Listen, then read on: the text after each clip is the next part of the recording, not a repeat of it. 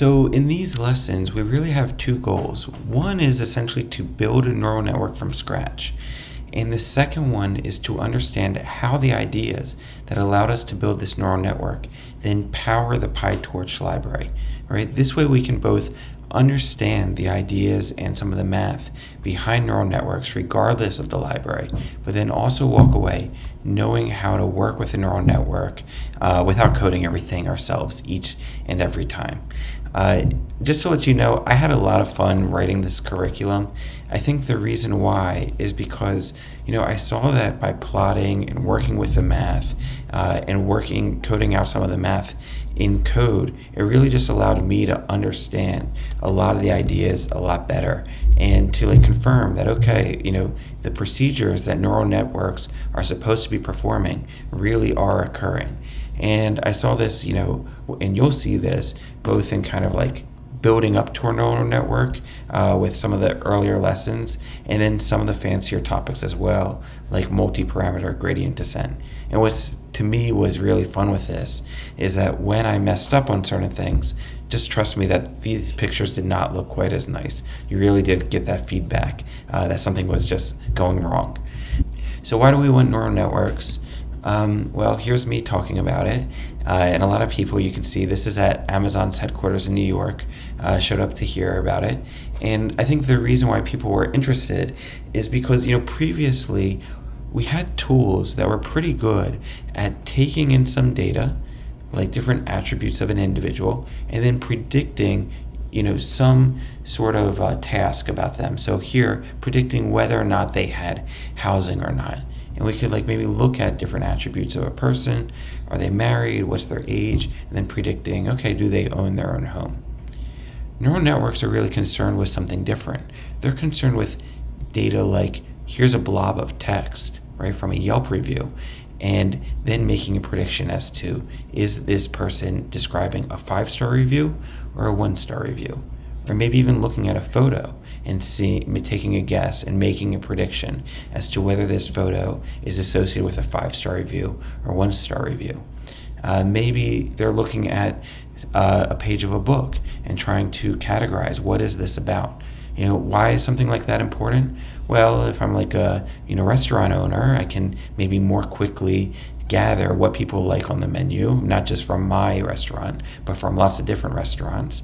Or maybe people think that the pictures are, a better representation than even some of these 5-star reviews. I know that some of my friends, they really like looking at the photos. So maybe we can just start to use the photos to tell me how good food is and not even worry about the review of an individual anymore. So you can see that there's just different things that we can do with this data. And we call this kind of data unstructured data because you can notice that it's really not in this column or what we would call tabular format that we saw previously.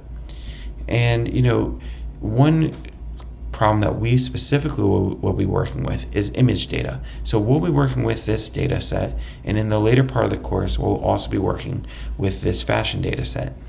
So this data set, might be guessing, it's handwritten digits, and the task is to predict what are each of those handwritten digits. Our eyes do a pretty good job of identifying this is the number 2 and this is the number 2. But if you try to feed that into a normal or write a computer program that does something like that, that's a lot harder to do. All right. Same thing here. We can identify this as a boot, but try writing a computer program that knows that both this is a boot and this is kind of a boot. Again, pretty hard to do.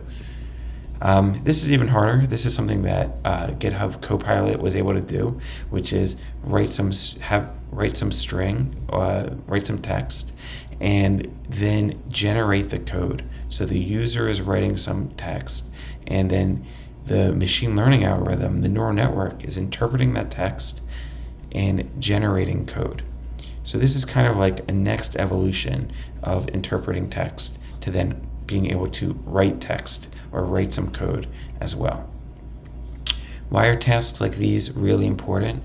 Well, interpreting unstructured data is important because there's just so much of it that more and more is available on the web. If you think about the websites that you use, like Twitter or Facebook or YouTube, the data on there, it's text, it's pictures, it's audio, all those kinds of data. They're not in rows and columns, right? They're unstructured data that we want maybe a neural network, just like us as humans can interpret. We want to use a neural network so that the computer can interpret this as well. So that's really what I hope you guys walk away with from this course is, a better understanding of neural networks, but also a better understanding of some of the key ideas in machine learning in general. This idea of gradient descent, it comes up all over the place in machine learning.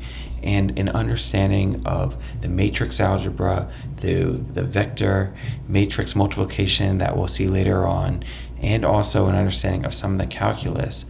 Well, that covers really a lot of the math that you'll need in machine learning in general. So if you're worried about, can I handle machine learning? I'm not very good at math.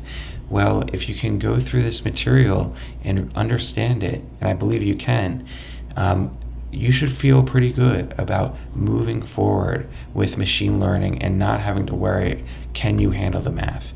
Because this covers a large portion of it. All right, let's get started.